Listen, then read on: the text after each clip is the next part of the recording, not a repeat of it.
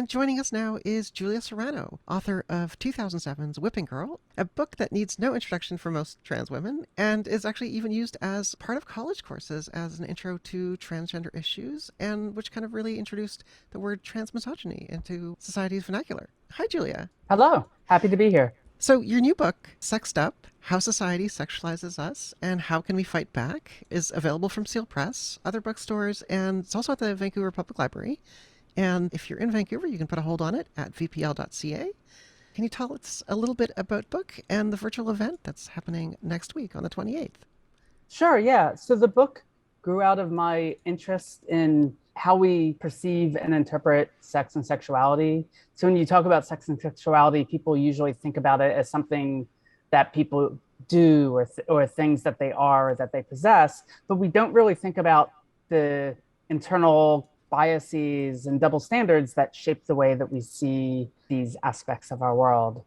And so the book gets into that, but a main focus is because when I transitioned from male to female many years ago, I not only experienced a lot of double standards in different ways people were treating me as they were reading me as a woman, but the main double standard I faced was sexualization, which is a term that refers to when we reduce a person non-consensually down to their sexual attributes, their bodies, behaviors, or desires, rather than seeing them as a whole person. And feminists have long talked about sexualization, particularly the way in which women are sexualized by men in our culture. But a lot of other marginalized groups have talked about various ways in which we are sexualized, either sometimes seen as sexually deviant or predatory or promiscuous or as undesirable or as exotic or as a fetish object and so on. And I experienced a lot of that as a trans woman, as well as experiencing a lot of the ways that cis women are sexualized. And to me, they all felt interconnected. And the book tries to explain why sexualization is such a recurring phenomenon, and also trying to explain why reducing someone to a sexual being ends up either having a delegitimizing or degrading effect on them. And so the book tries to tie that all together. Yeah, and I mean, a lot of the societal tropes about trans people kind of really come into our medical care, where, our healthcare providers often, especially when you started transitioning, they demanded hyperfemininity for trans women, hypermasculinity for trans men, and to a certain extent, they still demand that. Can you speak to how this kind of very misogynistic sexualization view of gender affected your life? Sure, yeah. I mean, I think it first affected my life as a young trans kid growing up in a pre internet world where I didn't really have anything to make sense of this really strong understanding that I had that I should be a girl rather than a boy. And in a world where there are all these sexualizing messages about girls and women, going to the extreme that, there's that line that women are only good for one thing, like meaning for sex, and where women are often portrayed as sexual objects. And growing up in that milieu that a lot of us experience, it was really hard for me as a trans woman to make sense of what it meant to be a girl in this world where there's so many sexualized stereotypes associated with girls and women. And And like very so, negative ones, right? yeah, so and they're negative in part because sex is disparaged in our world. So if you reduce someone to the status of, oh, they are sex or they're marked by sex, as I talk about in Sexed Up, and sometimes some groups of people are seen as excessively sexual, all these ideas end up invalidating people, making them seen as less than a person. It invites dehumanization of people when that happens. We've seen like persons of color have been really targets of some of the most intense stereotyping and being labeled as hypersexual. And we saw many of these kind of arguments even used like during desegregation or even before then. We've seen the white replacement rhetoric become a mainstream belief of the right wing. Do you think a lot of these views tie into this kind of very fascist, white supremacist view where creating the other is important? Yeah, I definitely think all of these things are tied together. And like as an actual act as activists, we'll talk about intersectionality, which is just the way in which different forms of marginalization all intersect with one another and exacerbate one another. So I think a lot of listeners may already be somewhat familiar with that idea. But one of the things that in the book, it really, when I said different forms of sexualization are interconnected, one of the through points to which this happens is through stigma. And so people generally think of stigma in terms of that being personal shame, but actually, like researchers have studied it, have shown that people tend to view it as a contagion, as something that contaminates other people, that corrupts other people. And so a lot of the language, for instance, language that has been used against LGBTQ people and also people of color, and also anyone in society who's deemed as inferior, they often get described as degenerates, right? Or there's this idea that if you, like, say, have sex with a trans person or with a person of color, et cetera, there's a long history of really negative views, the idea that that is corrupting society, that people are contaminated through their interactions with us. And the throughput of like different forms of marginalization involving stigma and the idea that sex and sexuality in our culture is viewed in terms of stigma. I think all these things interconnect in complex ways that I go into in the book that I think very much shape how we see the world, how we see other people, and how we see sex and sexuality itself. Yeah. And you didn't have kind of this typical transition when I remember in Whipping Girl, and one thing that really, really helped me was that didn't have to necessarily buy into the hyper femininity thing, and you could just be a little bit butch, and then people would eventually see the change in you and start gendering you differently. Can you talk a little bit about that? When I was growing up, it was really common, and still is in some areas, for people to view trans people in terms of there are some people who are, they were called true transsexuals. Yes. Now there's probably other language that's sometimes used. The idea that there's one true pathway of being trans, or there's one specific condition that some people have and nobody else has. And according to that, as someone who eventually became a trans woman, I was supposed to be very, very feminine from a very young child and also exclusively attracted to men, right? So it's this, the idea of the very heteronormative idea of what women should be is projected on to trans people.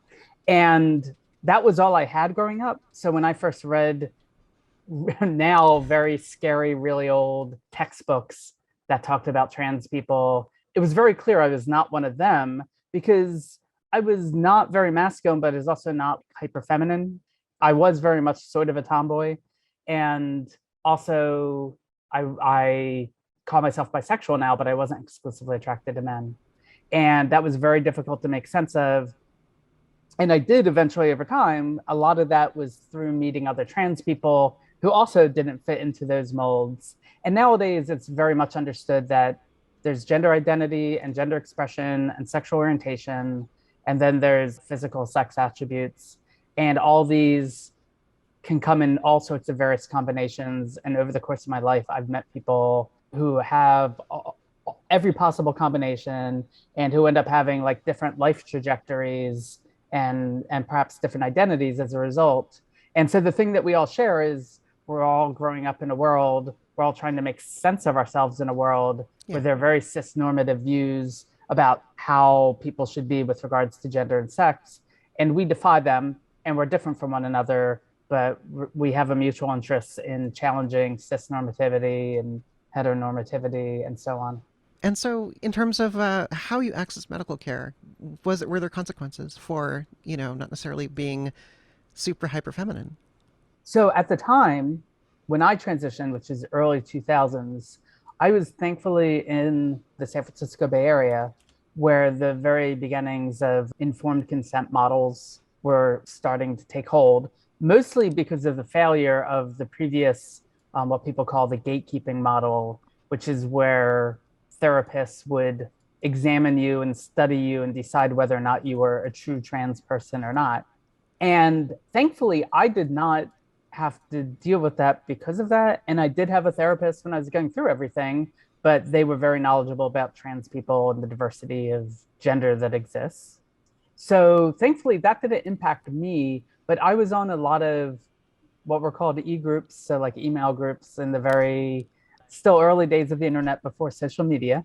And there were lots of people, we were from all over, and there were lots of people who would tell me stories or tell everybody stories about yeah, I went to see my therapist, but they said I couldn't be a trans woman because I didn't come in wearing a dress and makeup. And I tried to tell them that after my therapy, I had to go into work as someone who's like navigating the world, being perceived as male. It's like I can't come to my therapy in the middle of the day, put on makeup and a dress to prove something to you when I also have safety interests and logistical real world interests. And so this happened a lot, and I think it still happens to some degree. You can also see it in a lot of the anti-trans backlash that we're going through, where all these cisgender people who don't know anything about trans people really will insist that they know whether someone is really trans or not. And you'll see stories about, oh, my kid can't possibly be trans because dot dot dot, right? And Yeah. that's something that every trans person can tell you. It's like, yeah, that's what everyone said to me too. When I came out to my family, they're like, well, you didn't play with dolls when you were a little kid. I'm like, yeah, but a lot of cis female friends of mine who are adults now tell me that they didn't play with dolls either. They tell me like they broke their Barbies because they didn't like. So gender is very diverse, and people should recognize that. But people set a higher bar for trans people that we supposedly have to prove that we are who we say we are, which is endlessly frustrating. Yeah. Locally, our gender clinic used to have a couch with a pink pillow and a blue pillow as part of the SRS assessment. And depending on which side of the couch you sat on, that was Oh my diagnostic. God. I know. Thankfully, we're not there anymore. So you're going to be doing a bit of a book reading. You're going to be doing a couple events. One of them is going to be airing before our show today, but you have a conversation with Carol Queen on July 28th. Can you That just is tell us? correct. Yeah, can you tell us a little bit about that and where people can get tickets? Carol Queen is a really, really awesome and important voice in sex positive and queer activism, for those who don't know. And she does a series of events that she calls Conversations with Carol Queen. And so I'm doing one. It's taking place here in the Bay Area at one of the Good Vibrations stores. I have the events on my website, juliaserano.com. On my events page, you'll find a link to Good Vibrations Instagram Live, and they will be carrying it live. So even if you're not able to be one of the 20 some people who are able to fit into the store, you should still be able to watch it live. And you're also going to be doing an event on the 21st, and that's going to be with the California Institute of Integral Studies. And I believe that's going to be made into a podcast, right? Yeah, yeah, they turn a lot of their events into podcasts.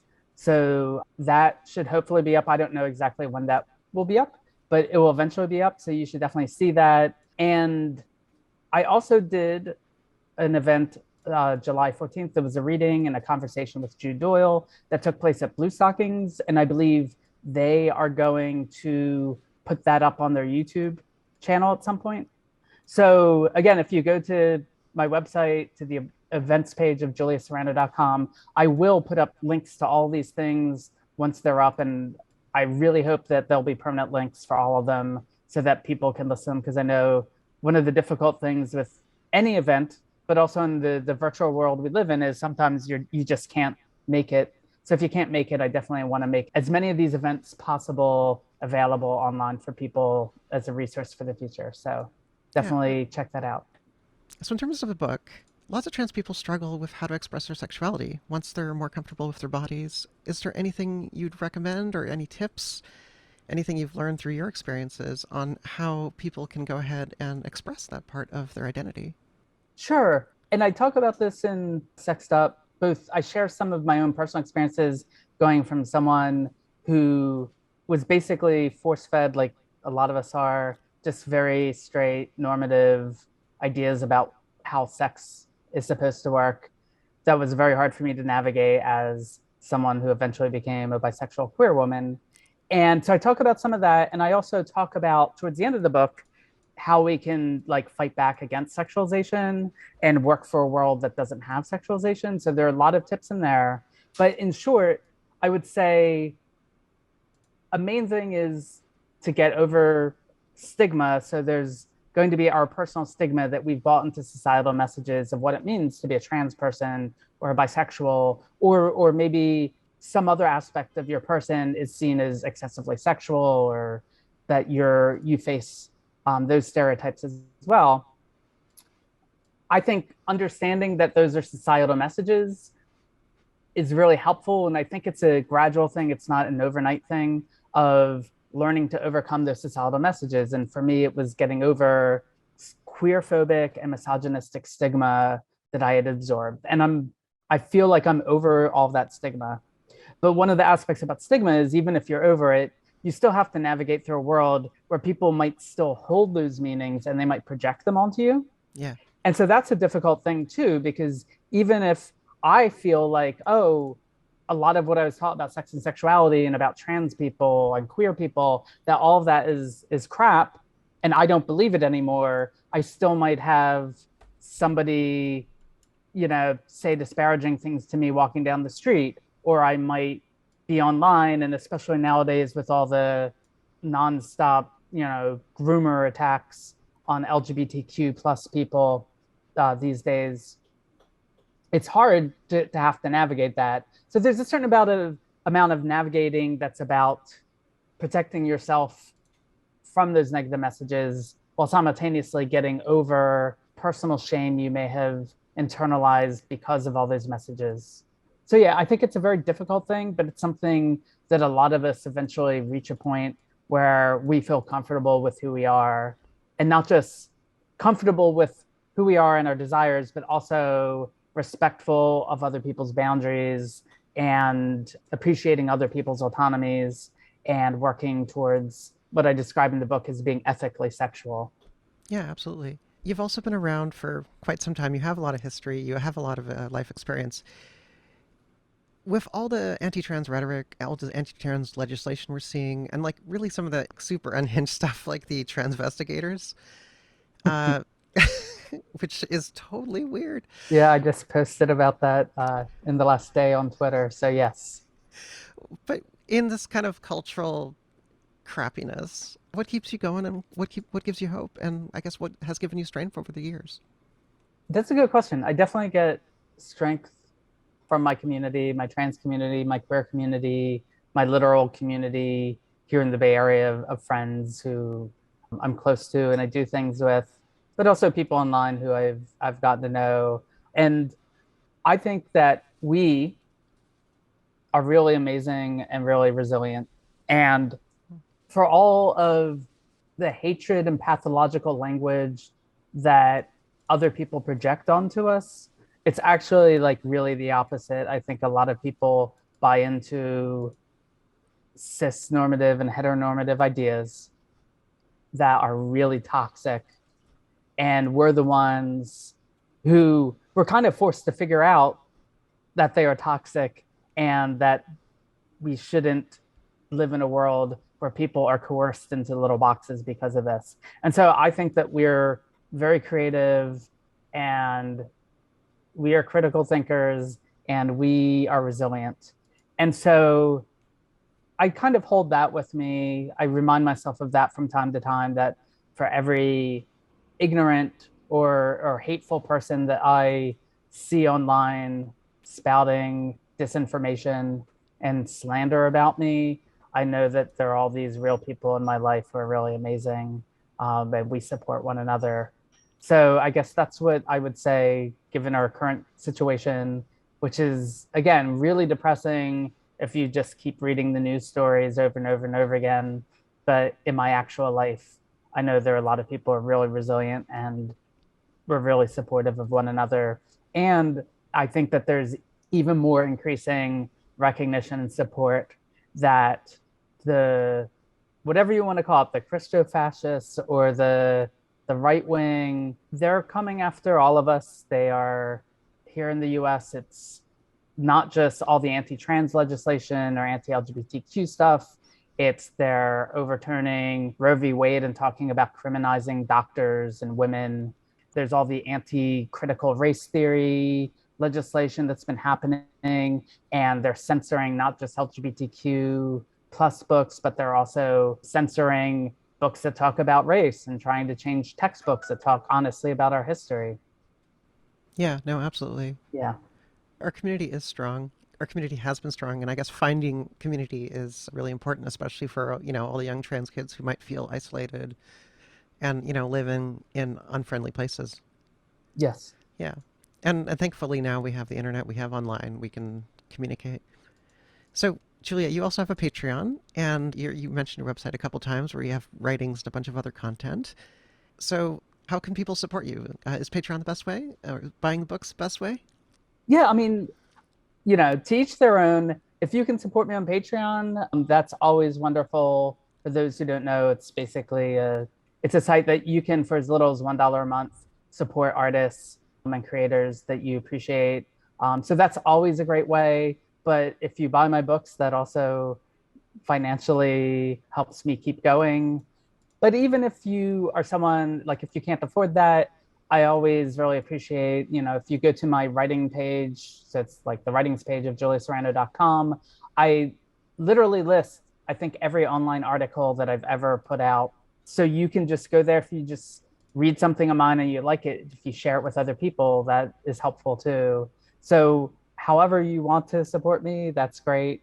And if it's through Patreon or if it's just from following me on Twitter and retweeting articles that I've just put out, whatever works for you is fine. Yeah, well, thank you so much for coming on and thank you for your time. Yeah, thank you for having me. That was Julia Serano, author of Whipping Girl, whose new book, Sexed Up: How Society Sexualizes Us and How We Can Fight Back, is available for Seal Press and other bookstores in hardcover, ebook, and unabridged audiobook, and also from the Vancouver Public Library at vpl.ca. Coming up next, this is Ray, a parody of the infamous Lola from Julia Serano's solo music project, Soft Foul Sounds.